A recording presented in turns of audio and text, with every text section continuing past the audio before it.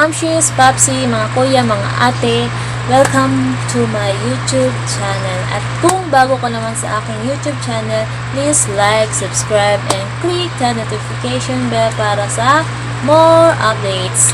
And share ko ngayon sa inyo is about paano ba kumuha ng passport, lalo na sa mga first time na kukuha. Ang una pong gagawin nyo is pupunta po kayo sa computer shop, mag-online ka, search mo is www.tfa.com. Then, may form doon na fill upan. Personal information, then yung saan ka pwede or saan ka malapit. Then, anong araw ka available. Yun yung nakasulat sa form. Then, tip number 2, punta ka doon sa DFA. Kailangan pumunta ka maaga kasi sobrang dami ng tao at ang haba ng pila. Then, tip number 3, kailangan mong magdala ng birth certificate na PSA, copy, original, 2 valid IDs, pwedeng SSS, TIN, Pag-ibig, NBI, basta voter's ID, 2 valid IDs na Xerox. Kailangan naka-Xerox na para hindi na kayo maghahol, pabalik-balik sa pila. Kasi ang hassle, pila ka Xerox, pila Xerox. Parang napaka-hassle ang pumila at pa-Xerox, pabalik-balik ka, mawawalan ka sa pila. Then, tip number 4, kailangan may ballpen or papel ka nang dala para hindi ka na bibili or lalabas pa ng building para bumili ng mga kompleto ka na sa requirements. Susunod is payment mode. Una, 900 pesos kung ikaw mismo kukuha doon. Then, pangalawa is 1,200. Sila ang magde-deliver sa bahay mo. Ang pag-aantay pala bago mo makuha ang passport is 1 month. Hindi ko alam kung saktong 1 month or higit pa.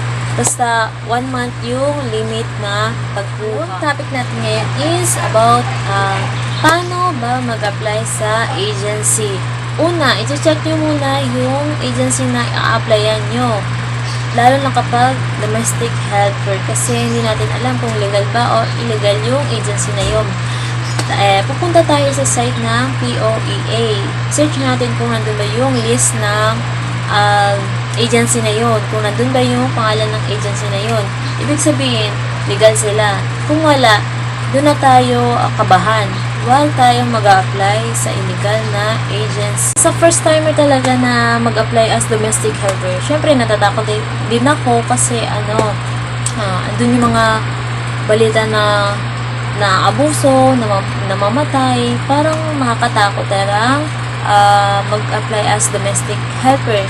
Kaso, tulad ko, wala rin akong choice kasi pag Taiwan, factory worker, saka yung sales lady, di ako pasok kasi yung height nga medyo standard, alam mo na, standard yung height kapag factory and sales lady. And pangalawang tip mga mommies o mga ate na gustong mag-apply is yung huwag tayo magbabayad sa agency. Kasi magbabayad lang tayo kapag na-employed na tayo sa ating employee. Pangatlo is yung meron tayong interview sa employer. Ang interview na yun para makilala kayo at makilatis kayo ng employer.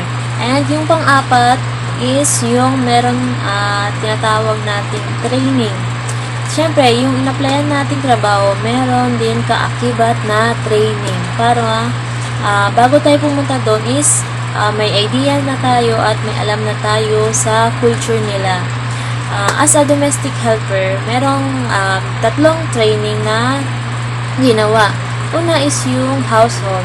Pangalawa is yung cooking. Pangatlo is yung caregiving. Panglima is mag-undergo tayo ng PIDOS na sinasabi. Ang PIDOS na yun yung pag-aaralan natin yung lingwahe ng bansang pupuntahan. Is yung mag-undergo naman tayo ng pre-orientation seminar. Yun yung orientation na tuturuan tayo kung paano gagawin, kung anong dapat nating gawin kapag nalagay tayo sa alanganin. Tulad ng pang-abuso, hindi tayo binayaran, mga ganong Pang 7, waiting for visa na tayo para makapunta na tayo sa bansa kung saan tayo magtatrabaho. And shout out ko lang si Reynald Rojas and Jason Malagueño. Thank you for watching. Maraming salamat. Sana manood kayo sa susunod kong videos. Bye-bye!